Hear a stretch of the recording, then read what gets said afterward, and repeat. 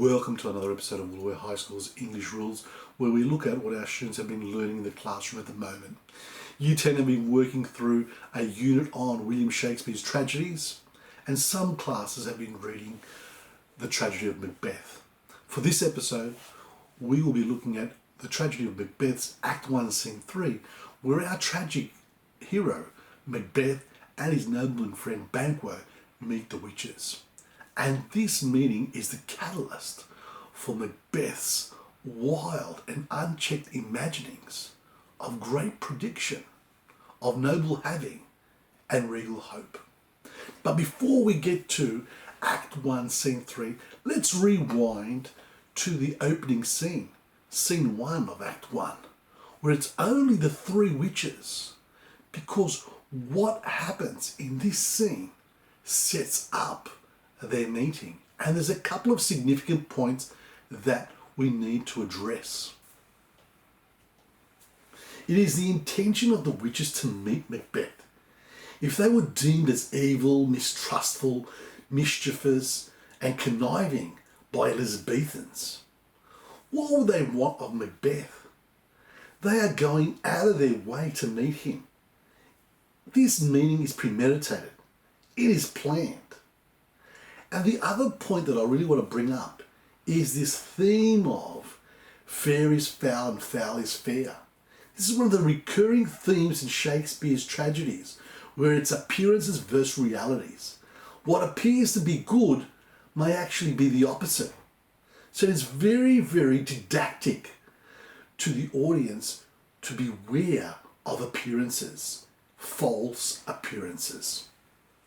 And let's not forget Act 1, Scene 2, where the Thane of Cawdor is a traitor. He has betrayed King Duncan, and King Duncan has punished him to death, and subsequently promoted Macbeth to the Thane of Cawdor. Now we know what's going on, but Macbeth himself doesn't.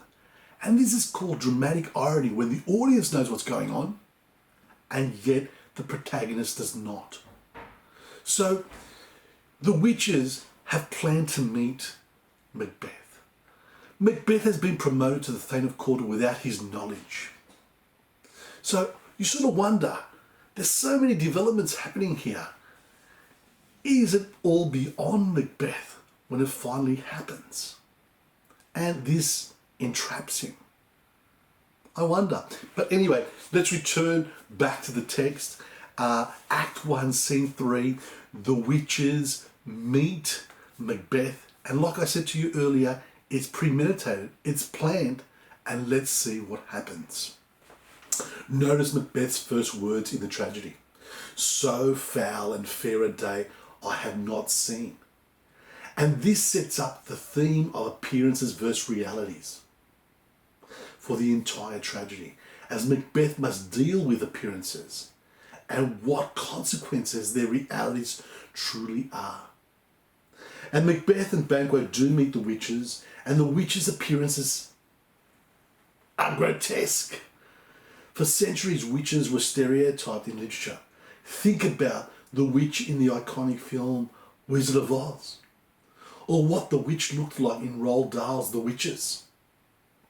So this stereotype of being withered and wild, choppy finger, skinny lips and beards, as Banquo describes us, suits all the stereotypes. They are grotesque looking, as witches were ostracized and persecuted in society. They do not belong on this world.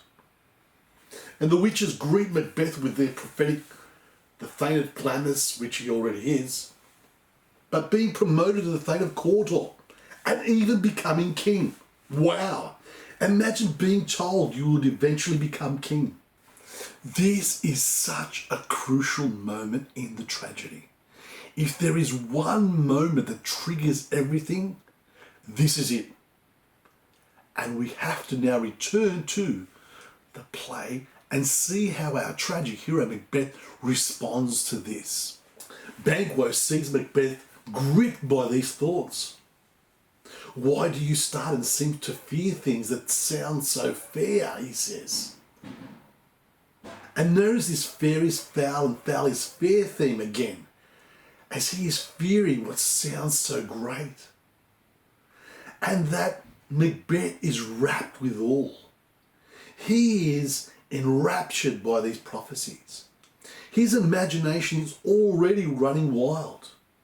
Although it is so early in the play, this is our first indication that Macbeth is seriously entertaining these prospects of greater power and status. Banquo subsequently requests for the witches to say something about his own future. He acknowledges their supernatural powers of telling the future. In doing so, they are tampering with people's fates, which goes contrary to the Elizabethan belief that only God holds people's fate. Despite this, Banquo is curious about what they would say about him and his future. In their prophesying of Banquo's future, you'll notice all the oxymorons. Lesser and greater, not so happy but happier. He will not become king himself, but future family members will become kings. But we can see they are speaking in riddles. Lesser and greater.